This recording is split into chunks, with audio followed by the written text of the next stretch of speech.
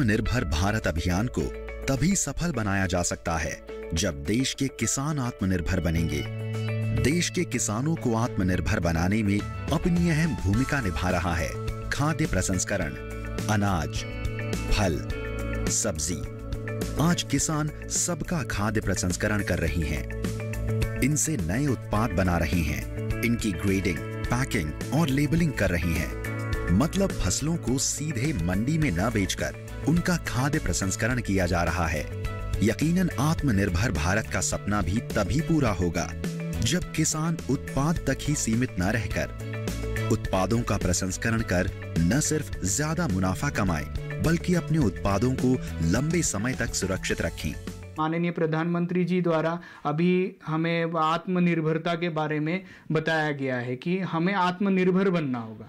तो इसी का मेन मोटो होता है, जो ग्रामीण युवा युवतियां होती हैं उनको फोकस करके हम यहाँ पे प्रशिक्षण कार्यक्रम आयोजित करते हैं। मशरूम का प्रोडक्शन करने हेतु, मशरूम उत्पादन हेतु, खाद्य प्रसंस्करण हेतु, मूल्यवर्धित उत्पाद हेतु वो अपने खेतों में किस तरह से खाद्य उर्वरकों का इस्तेमाल करें, उससे उनकी आर्थिक लागत कम होए और उत्पादन बढ़े।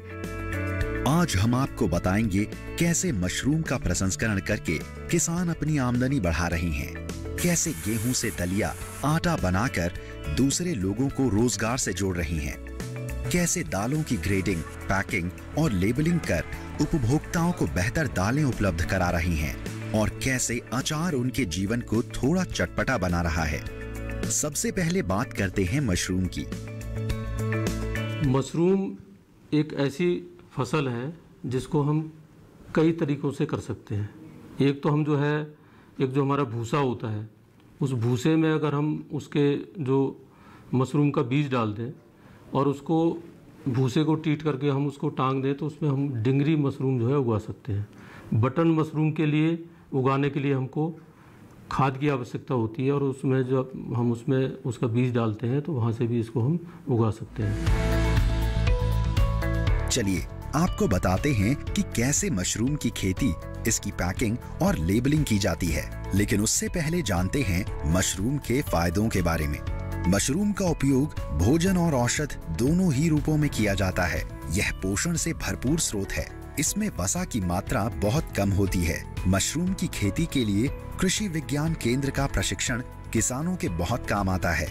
वह बताते हैं कि मशरूम की खेती कैसे की जाती है, तापमान को कैसे नियंत्रित करना है, कितने टेम्परेचर में रखना है, कंपोस्ट कैसे बनाना है। मशरूम की फसल के लिए मशरूम का बीज स्पन गेहूं के दानों से तैयार किया जाता है। मशरूम कहीं भी पैदा की जा सकती है, बशर्ते वहां का तापमान व आर्द्रता जरूरत के अनुसार हो। मशरूम क्योंकि इंडोर फसल है, इसके लिए किसी भी सीजन में उगाया जा सकता है। फसल के फलन काय के समय तापमान 14 से 18 सेल्सियस व आर्द्रता 85% रखी जाती है। मशरूम की खेती के लिए जिन पोषाधार की आवश्यकता होती है उनमें गेहूं, पुआल की तुड़ी, मुर्गी की बीट, गेहूं की चोकर, यूरिया तथा जिप्सन का मिश्रण तैयार करके तैयार खाद पर मशरूम उगाई जाती है। मशरूम एक ऐसी चीज़ है जिसमें बहुत ज़्यादा मात्रा में प्रोटीन पाया जाता है। जो लोग मांसाहारी नहीं है, शाकाहारी हैं, उनके लिए प्रोटीन का ये बहुत अच्छा स्रोत है। और इसको ऐसा नहीं है कि उसी समय ताज़ा है तभी इसको खाया जा सकता है। डिंगरी मशरूम है, उसको आप सूखा करके पूरे साल भर कभी भी खा सकते हैं, उसको बेच सकते हैं। बेचने में जो आपका सूखा हुआ मशरूम है उसके बहुत अच्छे दाम मिलते हैं। इसी तरीके से अगर इसको हम इसका पाउडर बना के भी बेच सकते हैं। मशरूम क्योंकि अब काफी लोकप्रिय हो गया है, इसलिए अब इसकी बाजार की संभावनाएं भी बढ़ गई हैं। मशरूम की फसल के लिए जिन आवश्यक सामग्री की जरूरत होती है उनमें फफूंदी रहित ताजे सुनहरे पीले धान के तिनके जो वर्षा से बचाकर किसी सूखे स्थान पर रखे गए हों, मोटाई वाली प्लास्टिक शीट, लकड़ी के सांचे, तिनकों को काटने के लिए कंडासा या भूसा कटर, जूट, नारियल या प्लास्टिक की रस्सियां, टाट के बोरे और तिनकों के भंडार के लिए एक बड़ा शेड। मशरूम की खेती के लिए जो प्रक्रिया अपनाई जाती है उसमें सबसे पहले कूड़े की खाद तैयार करना। खाद तैयार होने के बाद उसे कक्षा में रख दिया जाता है। मशरूम का गृह कक्ष तैयार करने के लिए इस बात का ध्यान रखें कि वह रोशनदान युक्त एवं सूखा होना चाहिए। लकड़ी के ढांचे को रखने के लिए 2 सेंटीमीटर ऊंचा चबूतरा बनाया जाना चाहिए। धीरे धीरे मशरूम तैयार होने लगता है। लीजिए, अब मशरूम पूरी तरह तैयार है। किसान अब इसे सीधे बाजार में नहीं बेचते। मशरूम को तोड़कर उसे अच्छे से साफ किया जाता है, मतलब उसके प्रसंस्करण की तैयारियां शुरू हो गई हैं। यहाँ मशरूम को साफ करके उसे अच्छे से पैक किया जा रहा है। पैकिंग के बाद उसे अच्छे से सील बंद कर दिया जाता है ताकि हवा पैक डिब्बों तक ना पहुँचे। उसके बाद उस पर लेबल लगाकर बाजार में बेचा जाता है। ये हमारा 200 ग्राम का ये पैनेट तैयार होता है, उसकी पैकिंग करके हम फिर डिलीवरी करते हैं। और इसमें हमने गांव की काफ़ी महिलाएं को इसमें रोज़गार दिया हुआ है। यहाँ पे कम से कम इसमें 20-25 लेडीज काम करती हैं। ताज़े व डिब्बा बंद अथवा इसका सूप और अचार इत्यादि उत्पाद तैयार कर बेचे जा रहे हैं। स्किल काउंसिल ऑफ इंडिया के तहत हम लोगों ने मशरूम उत्पादन पे, गार्डनर पे ट्रेनिंग दिया है और ये जो ट्रेनिंग का सर्टिफिकेट है विश्व स्तर पे मान्य है। काफ़ी लोगों को उसके बेस पे नौकरी भी मिला है। होटल में भी गए हैं, इंस्टीट्यूशन में गए हैं, स्कूल में भी गए हैं, जो माली होते हैं, गार्डनर होते हैं। तो इस तरह से प्रशिक्षण देकर के कृषि विज्ञान केंद्र ग्रामीण युवकों को प्रोत्साहित कर रहा है, मोटिवेट कर रहा है ताकि वो स्वरोजगार अपने पैर पे खड़े हों। लीजिए, मशरूम अब बाजार से होते हुए आपके घरों तक पहुंचने के लिए पूरी तरह तैयार है। अब इसके पकोड़े बनाइए, सब्जी बनाइए या जैसे आपका मन करे खाइए, रोका किसने है। मशरूम का प्रसंस्करण किसानों को तो राहत पहुंचा ही रहा है, दूसरे लोगों को भी रोजगार से जोड़ रहा है।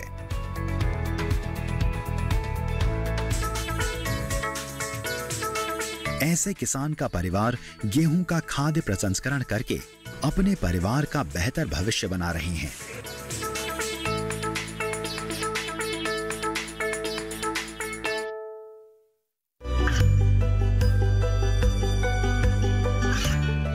गांवों और पिछड़े क्षेत्रों में सरकारी योजनाओं की जानकारी पहुंचा। देश में कौशल और क्षमता विकास कर ग्रामीणों को सामाजिक बदलाव और विकास से जोड़ने की दूरदर्शन किसान की पहल चौपाल चर्चा देखें सोमवार से शुक्रवार सुबह 9 बजे।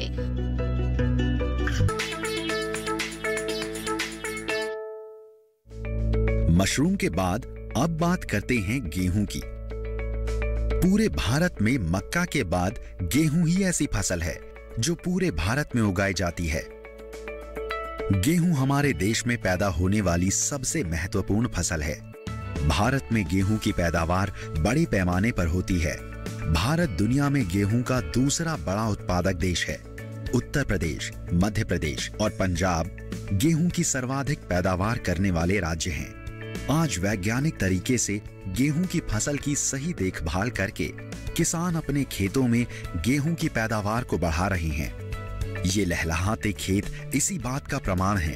किसानों की मेहनत रंग ला रही है और किसानों को आमदनी बढ़ाने और आर्थिक रूप से आत्मनिर्भर बनाने में गेहूं अपना अहम योगदान दे रहा है। गेहूं को हम चाहकर भी नजरअंदाज नहीं कर सकते। आज गेहूं से बिस्कुट, आटा, दलिया कई चीजें बनाई जा रही हैं। स्वास्थ्य की दृष्टि से भी गेहूं बहुत उपयोगी है। धान हो गया या गेहूं हो गया, इसकी प्रोसेसिंग का एक तरीका है। अगर उसकी हम प्रोसेसिंग कर लेंगे, उससे हम 3 से 4 ग्रेड बना देंगे उसके, और ग्रेडिंग करने से फसल की गुणवत्ता बढ़ जाती है। और फसल की गुणवत्ता बढ़ने के साथ साथ उसकी जो स्टोरेज की व्यवस्था है वो हम ज़्यादा समय तक के लिए कर सकते हैं। और ज़्यादा समय, जैसे हम फसलों को ऐसे बाज़ार में भी लेके चले जाएंगे, मंडी में ऐसे लेके चले जाएंगे, उसका रेट भाव हमारे को कम मिलेगा। अगर हम प्रोसेसिंग कर लेंगे वही फसल जो है हमारे को, जैसे हम अंगूठा एक पत्ती से पहले बाजार में लेके चले जाते थे, बेच देते थे ऐसे जाके, उसकी तुलना में कई गुना किसान का लाभ हो जाएगा। गेहूं का खाद्य प्रसंस्करण करके भी किसान अच्छी कमाई कर सकते हैं। लीजिए, गेहूं के प्रसंस्करण की तैयारी हो गई है। गेहूं को खेतों से प्रसंस्करण यूनिट तक पहुंचा दिया गया है। अब किसान गेहूं से आटा बनाएंगे। जी हाँ, यह चक्की जो आप देख रहे हैं, इसमें यह साफ गेहूं डाला जाएगा। संपूर्ण गेहूं का आटा भूरे रंग का होता है और यह संपूर्ण गेहूं से बनता है। इसका स्वाद मजेदार होता है। लेकिन देखते हैं यह किसान गेहूं से क्या बना रहे हैं। गेहूं को चक्की में पीसने के लिए डाल दिया गया है। वह चक्की अपनी रफ्तार से चल रही है। और नीचे आटा तैयार होना शुरू हो गया है। गेहूं का मूल्य संवर्धन करके किसान ने इसका आटा बना लिया है, लेकिन अभी यह बिकने के लिए तैयार नहीं है। पहले इस पीसे हुए आटे को अच्छी तरह छाना जाएगा। छानने की तैयारी भी हो गई है। छानने के बाद आटा निकल जाने के बाद जो दरदरा बचता है वह चोकर है। यह चोकर जानवरों को खिलाने के काम आता है। चावल हो गया, उसको मैं अलग से अपनी प्रोसेसिंग करके पैकेजिंग करके उसको सेल करूँगा तो मेरे को अच्छा प्रॉफिट मिलेगा। इसी तरह जैसे गेहूं है, उसको हम डायरेक्टली बेचने की बजाय उसका आटा बनाकर बेचे, उसका दलिया बनाकर रोस्टेड करके दलिया बेचे तो हम उसको डबल प्रॉफिट ले सकते हैं। किसान गेहूं को पीसकर दरदरा या बारीक मुलायम आटा बना सकते हैं। इस तरह आटे की पैकिंग करके किसान इसे बेचेंगे तो यकीनन आत्मनिर्भर तो बनेंगे ही, अच्छा मुनाफा भी कमाएंगे।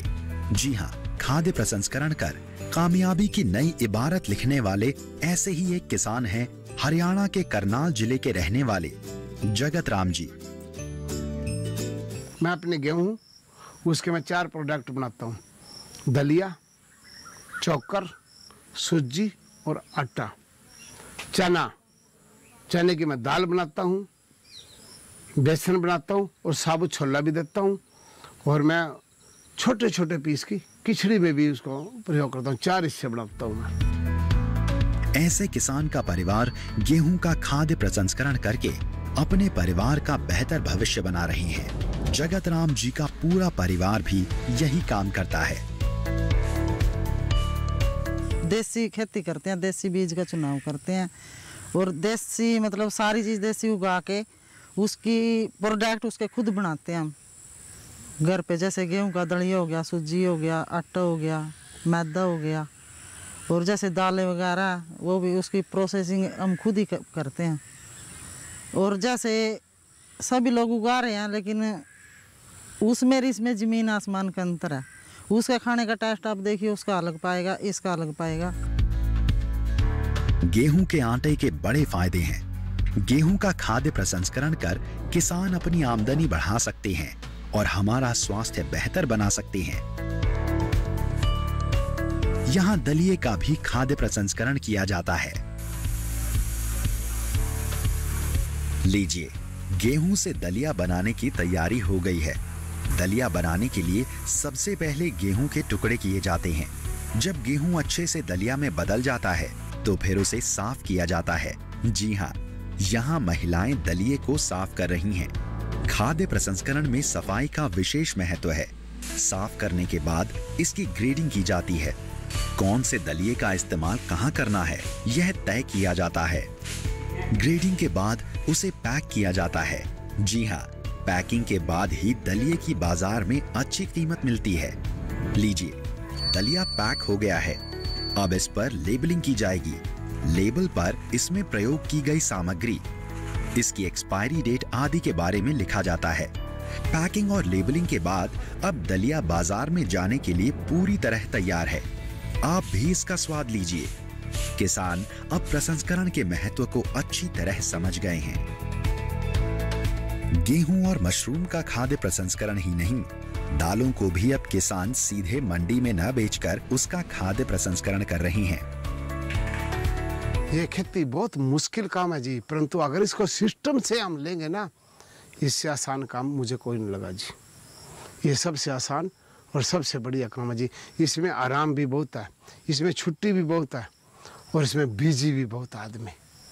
समय के साथ आप दिल लगा के सुबह शाम खेत में काम करो गर्मी के मौसम में, और आराम से गर्मी के मौसम में दोपहर में अपने खेत में अपने लहसुन को, अपने तेल को, उसकी पैकिंग करो, अपने अचार बनाओ, ये सब प्रोडक्ट तैयार करो। खाने वाले को मिलेगा, आनंद आएगा। हम सब जानते हैं कि भारतीय आहार अधिकतर फसलों और अनाजों पर आधारित है।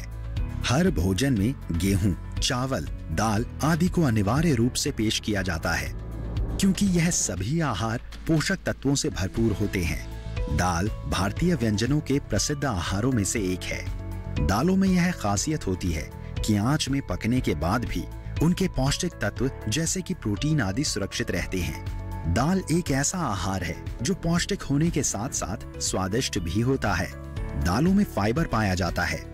दाल प्रोटीन, विटामिन और खनिज का एक मुख्य स्रोत है, इसलिए हमारे स्वास्थ्य के लिए दाल बहुत जरूरी है। यह बात किसान भी अच्छी तरह समझते हैं, इसलिए वह दालों को खेतों से तोड़कर सीधे बाजार में नहीं बेचते, उसका खाद्य प्रसंस्करण करते हैं। दाल है, गेहूं है, जो हमारे सूखे अनाज हैं, इनको हमें सीधा प्रसंस्करण करना है। यानी कि इनको चने की दाल है तो उसका, या चना है तो उसकी दाल बना दिया, सत्तू बना दिया और बेसन बना दिया। अगर मूंग की दाल है तो मूंग की दाल का, छिलके वाली मूंग की दाल बना ली, मूंग की दाल का आटा बना लिया जिसका उपयोग पापड़ वड़ियों के लिए होता है। ये आपके सूखे हुए जो अनाज हैं इनका हम सीधा खाद्य प्रसंस्करण कर सकते हैं। पर जो हमारी फल सब्जियां हैं इनमें क्योंकि पानी की मात्रा ज़्यादा होती है तो इनका हमें परिरक्षण करना पड़ता है, यानी कि इनका रूप ऐसे बदल दिया जाए ताकि ये लंबे समय तक चल सकें। ये रूप हम कैसे बदलते हैं? फल सब्जियों को सुखा के, फल सब्जियों का अचार, चटनी बना के। यह चारों तरफ दालें देख रही हैं, इनका खाद्य प्रसंस्करण किया जाएगा ताकि उपभोक्ताओं को बेहतर और गुणवत्ता वाली दाल खाने को मिले।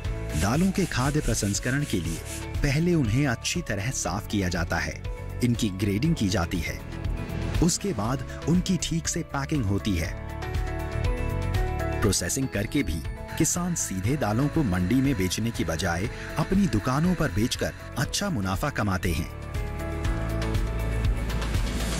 जैसे ये चना रखते हैं, चने की दाल रखते हैं, मूंग रखते हैं, मूंग की दाल रखते हैं, तो जो स्वाद इसमें है, जो खाने के बाद इसमें आपको एक भीतरी संतुष्टि मिलती है, वो कहीं भी नहीं मिलती है। हमारी मुख्य फसलें धान होगी, धान को तैयार करके इसको सुखाकर मंडी में ना ले जा करके इससे प्रोसेसिंग करा के चावल निकालते हैं, और चावल निकलने के साथ साथ में इसके मार के 3 रूप में मिल जाता है। टुकड़ा मिल जाता है, नक्कू मिल जाता है और पॉलिश मिल जाती है। किसान अपने जीवन को बेहतर बना रहे हैं। गेहूं, मशरूम और दालों के खाद्य प्रसंस्करण के बाद अब बारी है करेले की। 50 रुपए किलो हमारा करेला बिकता है। मार्केट में 80 रुपए किलो करेला बिकता है या 10 रुपए किलो बिकता है। अप डाउन चलता है, हमारा पूरे वर्ष एक ही रेट चलता है जी। हमने उसको काट के मेहनत करके 1 क्विंटल करेले में से 50 किलो उसमें से सुखा के अचार बनाया, फिर उसमें खर्चा किया, मसाले बनाए, टोटल उसकी एवरेज निकाली, कैलकुलेट किया उसको, तो हमारा फिर भी 50 रुपए किलो बिक गया। तो अगर मैं मार्केट में गिरता 10 रुपए किलो बिकता ना, तो मुझे बराबर वो दाम मिले ना, किसान को ये काम करना पड़ेगा। करेला यूं तो हर किसी को पसंद नहीं होता, लेकिन उससे बनने वाला अचार आपको जरूर पसंद आएगा। करेले का अचार काफी मसालों से भरा होता है जो आपके स्वाद को बढ़ा देता है। करेले का अचार बनाने के लिए उसे छीला और काटा जाता है और मसाले डालकर रख दिया जाता है। करेले को गलने तक छोड़ दिया जाता है। कुछ दिनों बाद आपको करेले का अचार तैयार हो जाएगा। इन्हें बोतलों में भरें और बेचें। किसान अपनी आमदनी बढ़ाए और हमारा स्वाद। खाद्य प्रसंस्करण, साफ सफाई और पैकेजिंग करके किसान अपने उत्पाद सीधे उपभोक्ताओं तक पहुंचा रहे हैं और उपभोक्ता उनका उपयोग कर रहे हैं। फर्स्ट टाइम जब मैं आया यहाँ पर तो प्रोडक्ट्स थोड़े कम थे, लगा कि यार अपने को यहाँ से सारे सामान नहीं मिलेंगे, बट जितने प्रोडक्ट मिले उतने ले जाके जब मैंने घर पे यूज़ किया तो देखा कि दाल बनती है तो दाल एक घुल के दाल बनती है, उस दाल का स्वाद अलग है।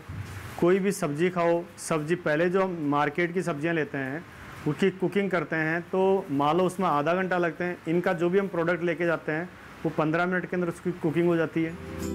यह 10 साल की लगातार मेहनत और प्राकृतिक तरीकों से अपनी 1 एकड़ जमीन में फल और सब्जियों को उगाकर उसका खाद्य प्रसंस्करण करके और अपने उत्पादों को सीधा उपभोक्ताओं को बेचकर हजारों रुपए महीने तक की आमदनी अपने खेतों से प्राप्त कर रहे हैं। अपनी आर्थिक स्थिति को मजबूत कर रहे यह किसान आज आत्मनिर्भर भी बन रहे हैं।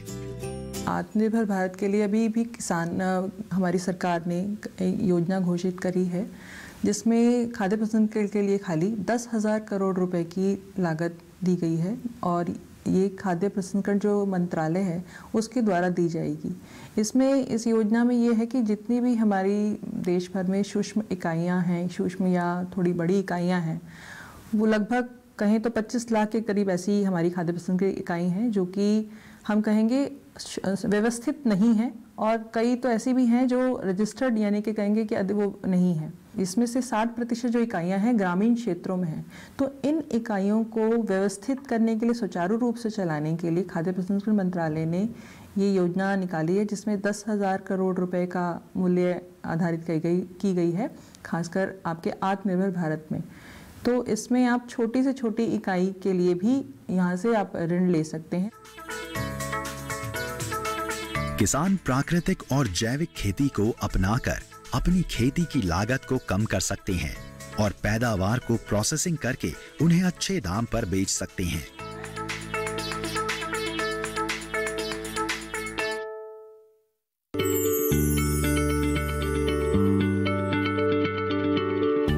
क्या आप किसी बीमारी से परेशान हैं?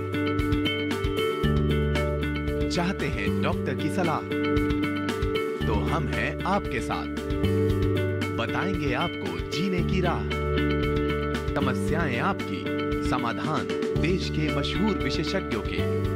घर बैठे बात करें देश के जाने माने डॉक्टरों से। हमारे लाइव प्रोग्राम स्वस्थ किसान में हर शनिवार शाम 6 बजे से 7 बजे तक।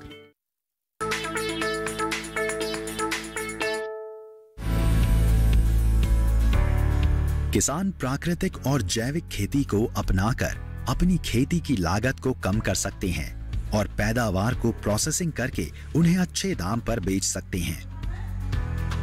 किसान भाई इनके खाद्य प्रसंस्करण के लिए उत्पाद को जांच परख कर बड़े चाव से खरीदते हैं। वह जानते हैं कि इन उत्पादों की गुणवत्ता बेहतर होगी। खेती में लागत बढ़ने और आमदनी कम होने के कारण आधुनिक और उन्नत तरीके से खेती न होने के चलते तथा पैदावार कम होने के कारण युवाओं में खेती की तरफ कम रुझान हो रहा है। लेकिन जगत राम जी के बेटों ने अपना व्यवसाय खेती को ही चुना है। मैं सभी किसान भाइयों से यही अपील करूंगा कि अपने सामान को वेस्ट न जाए, वेस्ट को बेस्ट बनाए और उसका अच्छे से उपयोग करके अच्छे 2 पैसे भी कमा सकते हैं। वो सब भी अपने खेतों में प्राकृतिक तरीकों से उत्पादों का खाद्य प्रसंस्करण करके खुद की दुकान के माध्यम से उपभोक्ताओं को सामान बेचते हैं। हरी मिर्च हमने लगाई हुई है। अब अगर हम उनको डायरेक्टली शॉप पे सेल करेंगे तो क्या होता है कि आमतौर पर ग्राहक कहता है कि थोड़ी सी मिर्च ऐसे ही डाल दो, ऐसे ही डाल दो, तो उसमें हम देखेंगे उसमें कोई कमाई नहीं होती, वो ऐसे ही चला जाता है। तो इसकी बजाय हम क्या करें, उन मिर्चों को अचार बनाएं और उसमें अच्छा प्रॉफिट भी कमा सकते हैं।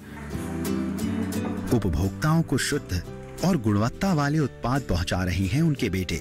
वह अपने खेतों में जो भी पैदावार लेते हैं उसको बाजार में न बेचकर प्रोसेसिंग करते हैं।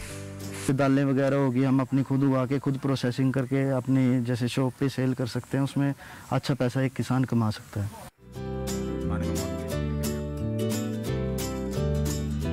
मिर्च को अपने खेतों से तोड़कर उसको मंडी में न बेचकर उसको सुखाकर और मूल्य संवर्धन करके अचार तैयार कर रहे हैं। गन्नों से गुड़ और शक्कर तैयार करके उपभोक्ताओं तक पहुंचा रही हैं। सरसों को भी सीधे न बेचकर उसको परिकृष्ट करके तेल निकालकर उसका मूल्य संवर्धन कर रही हैं। फलों की सब्जियों से कई तरह के अचार भी तैयार कर रही हैं। अपने यहाँ तैयार अचार, गुड़, शक्कर, आटे को अपने ऑर्गेनिक स्टोर पर बेचकर अच्छा लाभ कमा रहे हैं।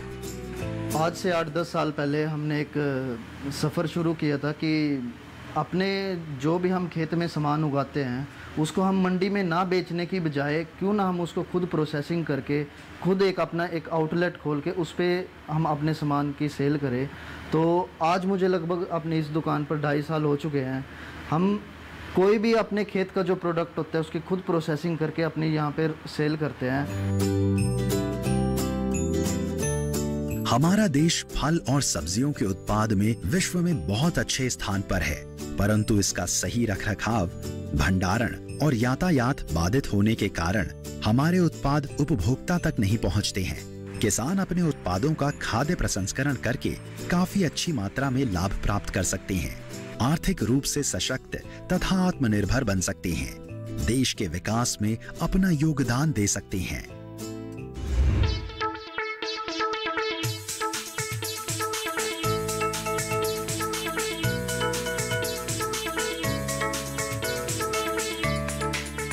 पूजा ने महिलाओं का एक स्व सहायता समूह बना रखा है जो बिस्किट और पैटीज बनाता है। यह तमाम महिलाएं न सिर्फ रोजगार से जुड़ी हैं, स्वावलंबी बनी हैं, बल्कि दूसरों के भी रोजगार का माध्यम बन रही हैं।